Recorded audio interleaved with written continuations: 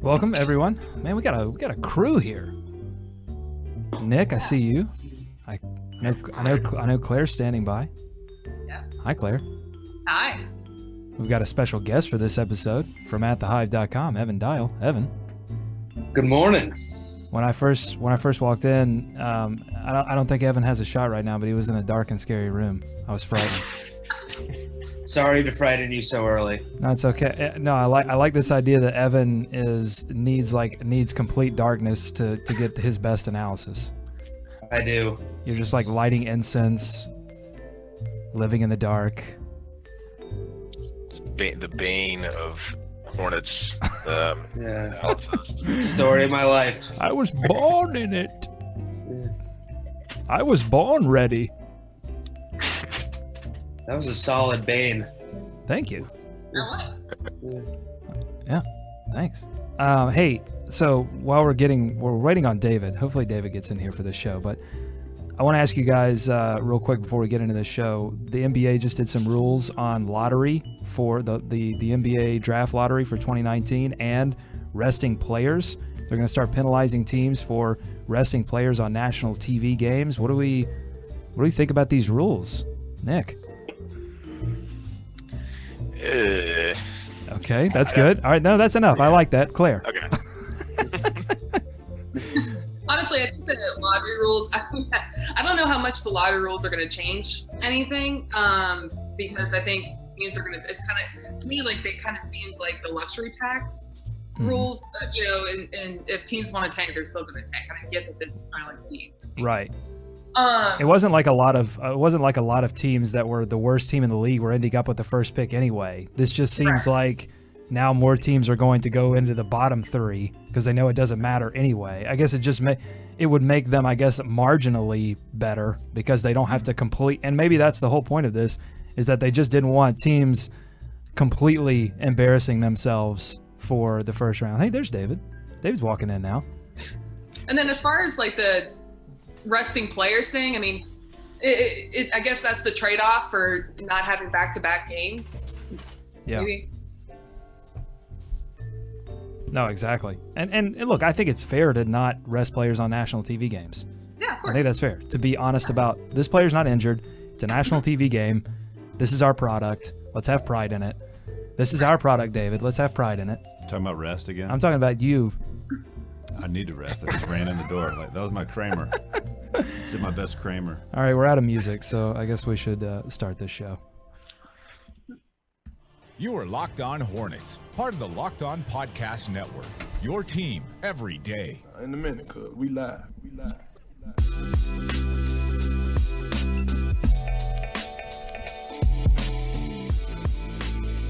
This is Locked On Hornets, your daily podcast on the Charlotte Hornets and the NBA. I'm Doug Branson, joined by a certified slew of Hornets experts.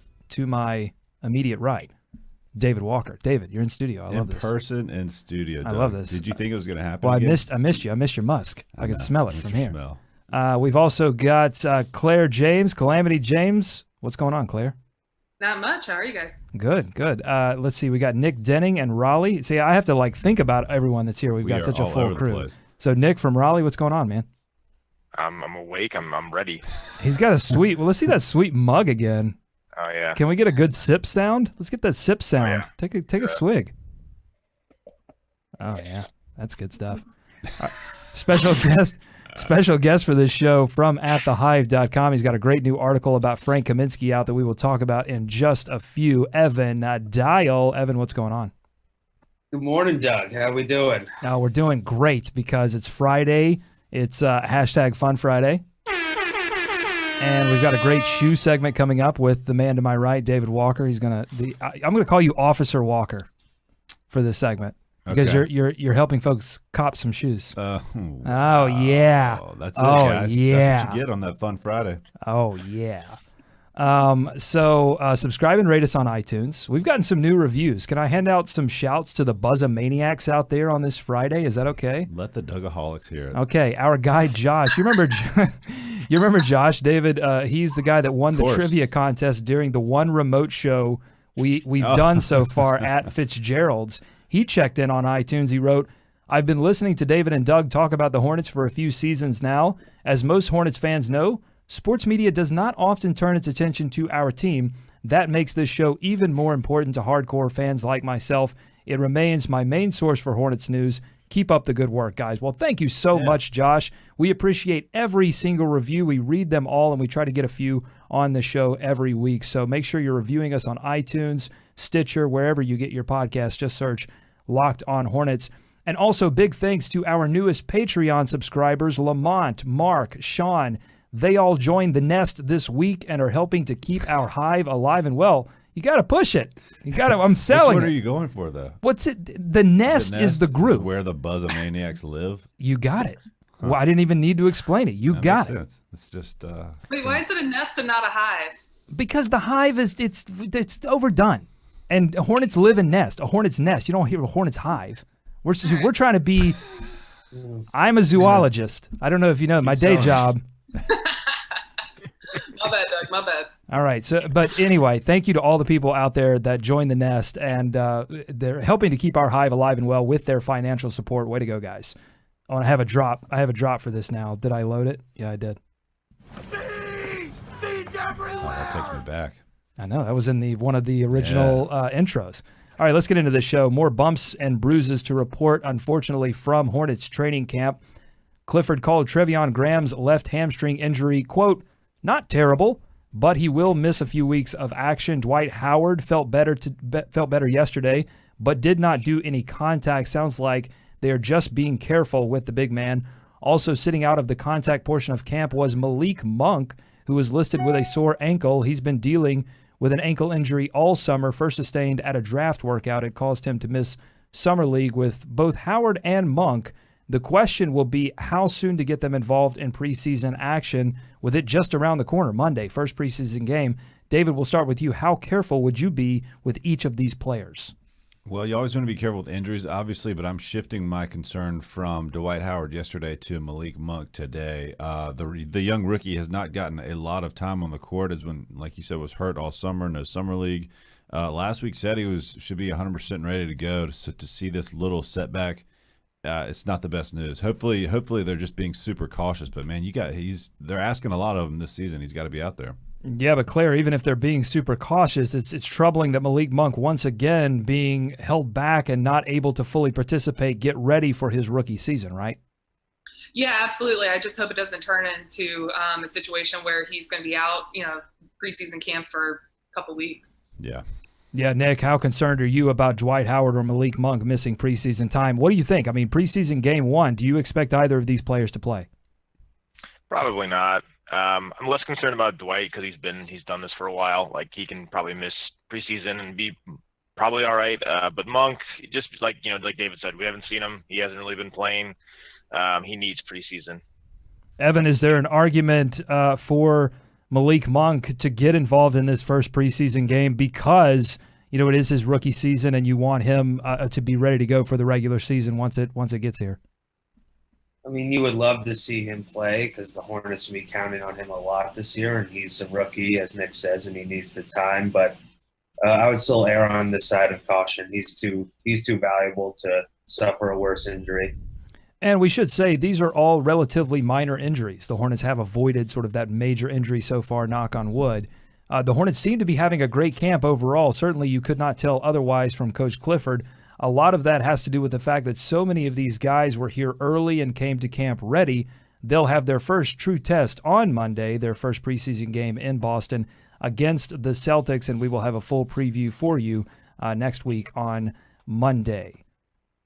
Okay, I've got a little story to tell about Frank Kaminsky. He's improved his health. He's improving his defense, and if you guys want to hear a story, pour some more milk.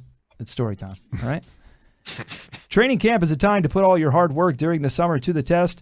For second unit power forward Frank Kaminsky, a lot of that summer work happened in the weight room, strengthening his base, increasing his foot speed, all in service of one goal. My big point of emphasis was to do that so on the defensive end of the floor, I could be quicker, be able to switch, be able to guard different positions. So Just getting stronger and getting quicker was a big point of emphasis. Now, he wasn't drafted for his defense, but his struggles to stay in front of smaller power forwards and hang tough on the block against stronger ones was exposed time and time again in his rookie season. This included the first-round playoff series against Miami, where Luol Deng took advantage of Frank's difficulty on defense to go for a team-leading 19 points per game. Frank finished that series with a 124 defensive rating, highest among the major rotation players. And there's a little bit of irony here. Kaminsky, a reflection of the mutation of the power forward position, a three-point shooting 7-footer, falling victim to another mutation, the lean and mean slashing power forward. And that's a good way to describe the guy who plays in front of him, Marvin Williams. They can often be seen together at training camp, practicing just a little bit longer than the rest of the team. And if there's one guy on this roster that knows about guarding fours and how tough it has become, it's Marvin Williams. They're taking, Kevin Durant's two guards that are 7 feet and putting them at the 4 spot. LeBron is a small forward, bigger guy, obviously, but they're putting him at the 4. Carmelo Anthony's making the transition to the 4 spot, so they're not, fours anymore. So you have to learn how to guard, smaller, quicker, stronger guys. Year 2 for Frank Kaminsky saw minimal progress in his defensive numbers, and his 1.093 points per possession allowed on spot-up opportunities was well below average according to Synergy Stats, and contributed to a second unit that couldn't keep points off the board last season. Part of that stunted progress could easily be attributed to an off-season chest surgery that affected his physical progression and sent him on a dangerous game of catch-up. When I was coming back, I was trying to fight so hard to get back to the level where I was at. I ended up losing 20 pounds because of that surgery. And I just wanted to be back to where I was, and I kind of burnt myself out to begin the season because I was trying so hard to get back to what, I thought I was going to be having a whole off season.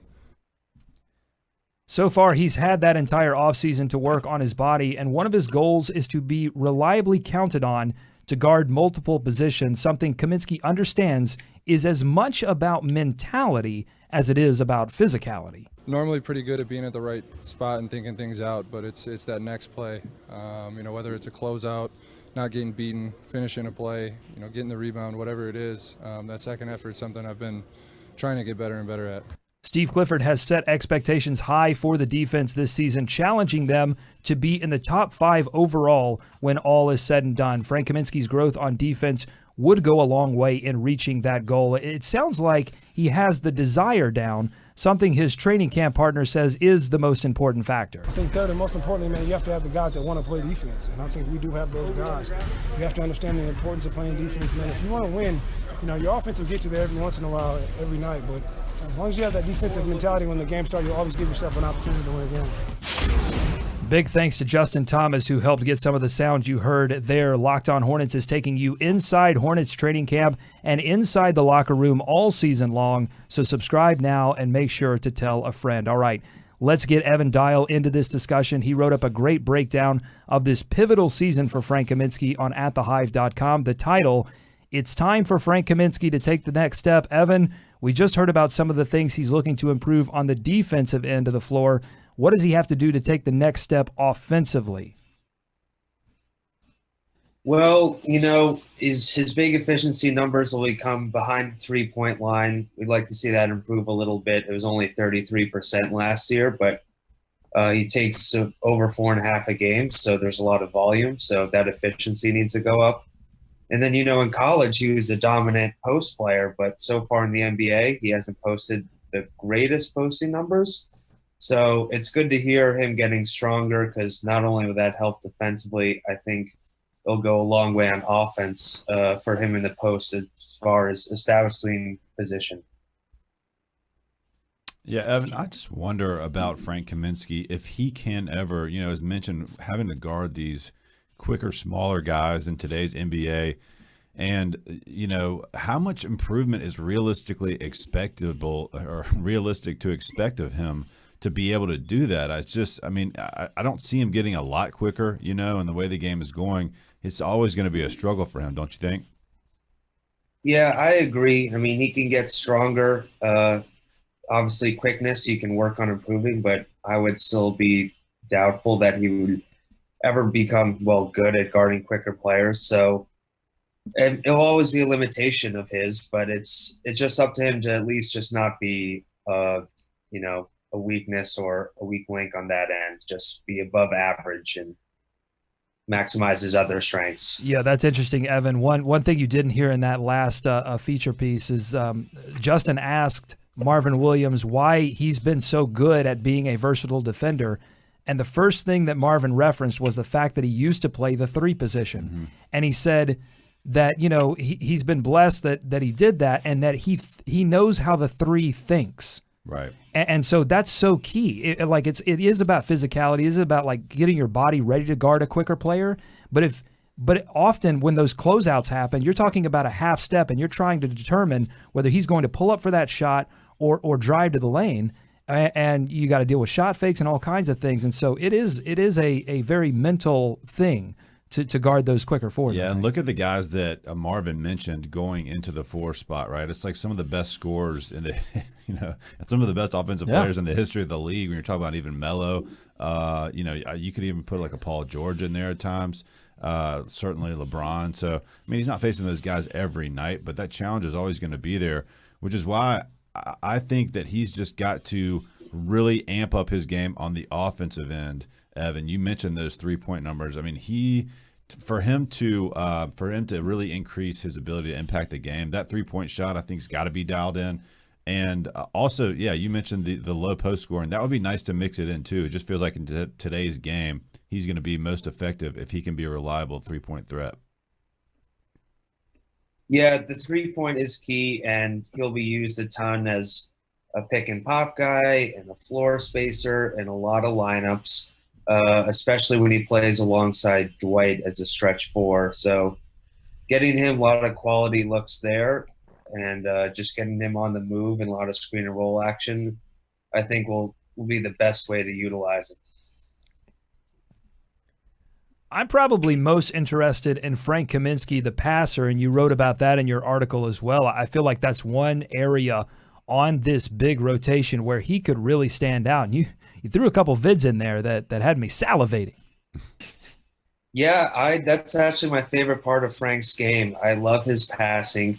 I think he's a really smart player that sees the play develop, before it happens. And I think it's something that Steve Clifford should take some more advantage of.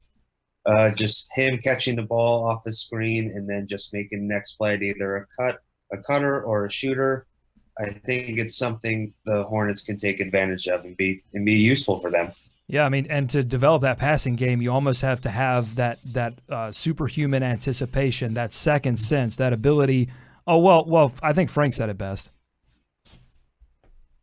I would have liked to have been a Jedi, but whatever. Yeah, so you just got to be. You got to be, when you're passing, you got to be a Jedi. I mean, I think that's what's kind of lost on Frank is that he is a really, talented scorer. I mean, you saw it in college. They ran that entire offense through him through his senior year. So, like, he has the ability, and I have to think that injury set him back obviously a little bit last year, and it's still an adjustment. But, like, when he is trying to stick with these quicker guys, that's going to wear on him a little bit. I think back to like some of the guys that Clifford's brought in here that were not known as defensive guys, Al Jefferson, and he doesn't quite take up the same space.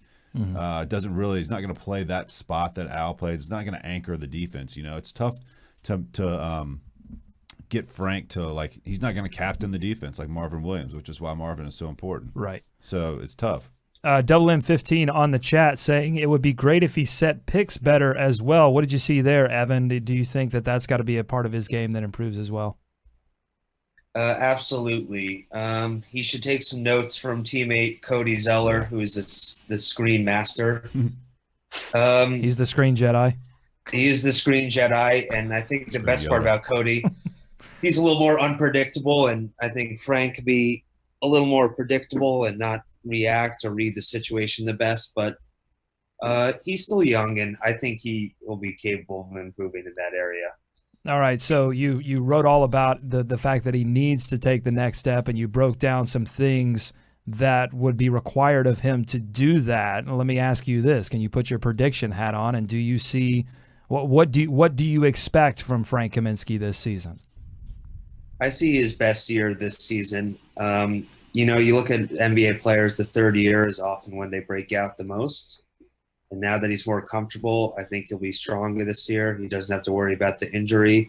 I think Dwight Howard will do wonders for him in terms of making up for the areas that Frank lacks in. So I think this is a guy I wrote who's capable of 15 points and 6 rebounds. And if the Hornets get that, I think they would be thrilled. Yeah, absolutely. Claire, Nick, what do you guys think? Frank Kaminsky's development this season? So another thing that I think that is kind of overlooked is the fact that he and Cody are going to be playing against the second units. In previous years, obviously, Frank has mostly played against the second units except for when Cody was injured. But now he's going to be able to play with Cody against those second unit guys. So I think that, in terms of being able to captain the defense, it's not going to rely on him at all. It's really going to be mostly Cody to back him up and make sure that everything's unlocked. That's a good point because, who's been playing on that unit with him last year that was going to be like a defensive guy? That's what they talked about. The big drop-off on defense with that bench was a big deal. Right. Nick. Exactly. Now he's going to be able to play with Cody against the second unit. So that's going to help him a lot. And, if he doesn't have the best year of his career this year, then we might need to revisit some things. Strong words from Claire. Just throwing it down. Nick, it's that Harry Potter get up she's got on right now. Exactly. She's just casting spells right now. Nick, Frank Kaminsky, if he does improve, who does that help most? Other than himself, obviously. It certainly helps Clifford's job security because they're probably going to be playing better. It's going to help everyone because when you have to rely, or when you have guys with less of a liability on one end of the floor, that right. just makes it a little bit easier. One quote I heard from him was he's got to get better at, he can make the first rotation, but it's that second one that gets lost. And that's something that's, just awareness, better awareness overall could really help him, make up for maybe a lack of quickness. Yeah, and sort of it's a similar thing that we talked about with Jeremy Lamb, where if I think it's got to start with getting your body ready, and then you can start to sort of take those next steps in terms of, I got to dive into the deeper strategy right now. But if you don't even have the physical tools, you got to sort of depend on those to be there. Yeah. So that you can, when you make the right decision, you can go and you still don't get burnt. Right. So I think, we'll see if this offseason, this fully healthy offseason for him will then translate to his ability to really dig into the finer points of the game. And again, you see him after every training camp hanging around with Marvin Williams. That's good. And that's only going to help. That's a good sign. Yeah, he's going to have to be a cerebral defender, though, Doug. Just given the physical limitations, no matter how good his of a shape he gets into, he's going to have to learn how to kind of use his angles and anticipate some things. And you're right, Marvin, is a great vet to have right there. So he's going to need to learn from him as well, which I think he's been trying to do ever since he got here. That's what it looks like to me. Yeah, I'm interested to see how Frank and Cody work together on defense because while Cody Zeller is not a traditional rim protector in terms of block shots, he has shown an ability to just keep guys away from the rim because of his quickness, his ability to come over quickly for help defense. And that's not something that Frank was paired with a lot last season. He was more with sort of those traditional plotting, big centers who were a little slow-footed. So it'll be interesting to see how that pairing happens as well. And I'll say this, Doug, and Nick kind of hit on it, that it would help everyone if Frank has kind of a breakout year. And I really think that's true up and down the organization. Yeah. Rich Cho included. Look, this team really can't afford to miss, quote unquote, miss on any more draft picks, right? Like they gave one up for Bellinelli. That's really the way they're going to kind of build the base. That's the way they've built the base of this team, and they need some of these guys to take these jumps if they want to keep building the culture and the success of this team. All right, Evan Dyal, great analysis there of Frank Kaminsky, a writer for atthehive.com. Go read his article. The title, It's Time for Frank Kaminsky to Take the Next Step. Evan, thank you very much. You're welcome to stick around for this next segment and talk some kicks. It'll mostly be David just telling us all why these shoes are awesome and because this is fashion. It's like you're the experts. You're like Kanye. You just get to set the trend. I am like and Kanye. we just are Thank like, you, okay, Doug. well, Kanye likes it, so we like it. All right. Like it. Before we get to that though, Want to take a quick second to tell you about something we started here on Locked On Hornets. It's a way for you to get access to more Hornets content and support the show, and it starts at just $1 a month. It's called Patreon. Go to patreon.com/LOH. There's a link in the description of this episode. You can get exclusive interviews, access to content before anyone else. We're going to start doing post-game shows live on there, only for Patreon users, and double entries to our ticket giveaways this season. Check it out, patreon.com/LOH. Join the nest, become a Buzzamaniac, help keep our hive alive. All right, let's end this Friday with something cool, something neat, something fun. Let's talk about some Michael Air Jordans. David has the scoop on a few pairs of, is this a term? Foot candy. Anyone in the shoe game say foot candy? I don't. Has anyone heard that? If you've heard that, if any of you Dugaholics have heard that, let us know. Sweet, delicious foot candy. Tell us about it, though. So this segment is going to be a couple of inappropriate. just ooey gooey foot candy. Rex Ryan likes it. This segment is you're going to show us a few shoes that people should wear at Hornets games, if right? they've got in their closet, if they've got access to eBay, which is a site we highlighted yesterday, a popular site, commerce, electronic commerce, and just some shoes that have come out in the past year that would fit well at a Hornets game. And then I got 2 bonus shoes for the dad swag out there. So we're going to start off with one of my favorite shoes from last year, Doug. This should have been a highlight, a crown jewel, if you will, of the Charlotte All-Star appearance. It was the All-Star Air Jordan 1 put out for the Charlotte Hornets. No for foot candy. We've got a comment. Yeah. Double M 15 is thumbs down on foot candy. They did a whole run of these shoes geared towards being in Charlotte. There's a lot of little hints. These are my favorite Michael Air Jordans. The iridescent purple to teal. I love these shoes. If you've got a pair of these, or if you can get your hands on them, I don't have this particular pair, but I like that style. What do they call it? Retro ones? Is that the Air Jordan 1, right? Okay, great. So I like those. The snark level. Well, it's not snark. I want to get it. I'm sitting next to a legend right now in shoe analysis. Wow. So okay. So anyway, right, what's the next one? Yeah, that's a killer shoe. The next one you may recognize from The Fresh Prince of Bel-Air, among other shoes. Will Smith had worn this one quite a few times. This is the Air Jordan 5 Grape. It's grape because of the purple and the teal grape, hints. Like grape candy? Like grapefruit candy, exactly. Nope. Nope. So what sneaker did Carlton wear? Carlton wore penny loafers. Okay, that's the one I want. Those are coming up. Those are in the Michael Air penny loafers. Go ahead. These are tougher to get your hands on, Doug, but if you can run down a pair of these, maybe on StockX or your local consignment shop, this is a good pair to wear. Okay. Lastly, and I know you have these, Doug. These I actually own. I didn't put these in just for you. This is the Air Jordan 10 Charlotte. You see the CHA, not the CHO that Basketball Reference uses now. That would have been an interesting nod to Rich Cho, too, but they did not do that. So this is, again, the purple and the teal, the hints on the upper. The Air Jordan 10, a classic. They did a whole pack of these, Charlotte, Chicago, New York, and this is the Hornets version. I don't know if this is coming across on the screen, but I just want to tell people these have kind of a cream. It's not white. It's like almost a cream. Almost a pearlized white leather upper. And I didn't know this when I first got them, and so it shocked me a little bit. I'm like, how are these already? It kind of gives them a little bit of a worn look, like it. Did you write a letter? Or you sent an No, email? I just was like, wait a minute, and then I took a closer look and I said, no, this foot candy is fine. They've got a sheen on this candy, right? Exactly. All right, so I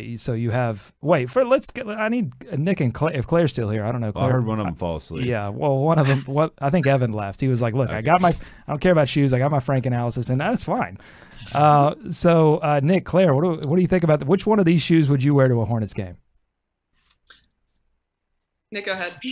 Oh, man. I'm still stuck on foot candy, man. Sticky. By the way, we are live on YouTube right now, so if you're listening to this pod, we apologize for this visual segment, but you should definitely check us out at 8 o'clock in the morning. We do it every day, though, so we're not that sorry. We're not terribly sorry. I think I'm rolling with the Air Jordan 1s. Yeah. But I don't know. You're talking to a girl sitting in a Harry Potter onesie right now, so I don't know if I'm the foremost on fashion. Rocking those Gryffindor ones, is that a thing? I don't know. Is Gryffindor a thing? I tried there. I think it is Gryffindor. Okay, great. the Hogwarts retro 3s. Exactly. Yeah, they'll go well with. Okay, you got Nick, bonus do you pairs. have one of these that you like more than the other? I like the last pair. I think of all. Yeah. Charlotte is a nice nice touch there on the side. You can borrow mine sometime, Nick. Is that do people borrow shoes? No. Size 12. Yeah. What? It's not. I mean, I'll spray some. I got, what are the bowling alleys? Yeah. I got There you go. Freshen it up. There you go. I'm trying to save the earth. I'm trying to be conservative here. Well, if those are a little too much for you, Doug, I had 2 bonus shoes that are always classics and never go out of style. Describe this one for the listeners. This is the Vans Old School, Doug, and you guys out there will recognize this as a very popular shoe from the 70s California skate scene, and also that just never goes away. It's a classic. Well, so what is this shoe called? Vans Old School. Vans Nick, Old School. Claire, you guys familiar with the Vans Old School? Of course. Yeah. Yeah. It's a classic shoe. And this is, I like to call a little dad swag, because if your dad, I would totally rock these. It's not a put down.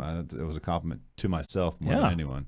No, this is a great, because sometimes you don't want to wear, you want to be a little casual at the game. You don't want to wear these like big bulky sneakers all around. That's right.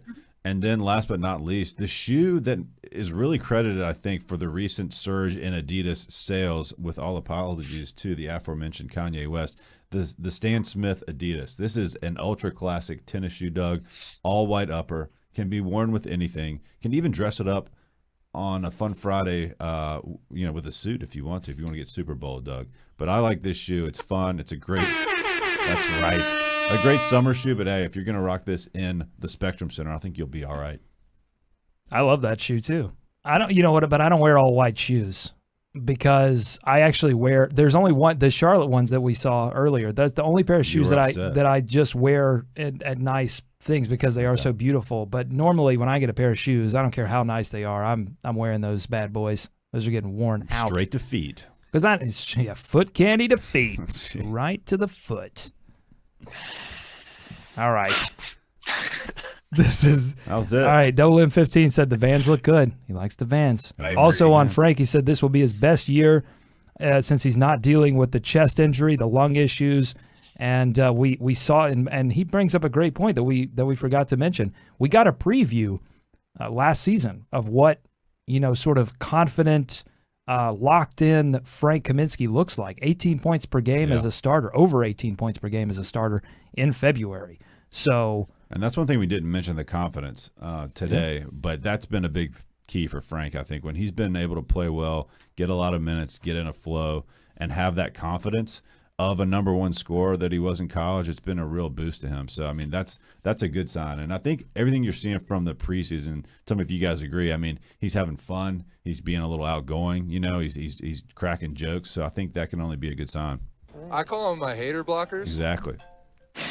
It's time to go. That's the signal. That was the horn right there. Thanks so much for listening to Locked On Hornets here on the Locked On Podcast Network. Follow us on Twitter at Locked On Hornets for more information on this Hornets preseason that's coming up right around the corner. October 2nd, they get things started against the Boston Celtics. Shoot us your Hornets questions and thoughts to buzz at LockedOnHornets.com. We are back again next week. For David and Nick and Claire, big thanks to Evan Dyal from At The Hive. Go read his article for joining us. And Steve and the entire crew here. Did I think David? Yeah, David too. For the entire crew here at Locked On Hornets. Go Hornets. Go America. Let's swarm Charlotte.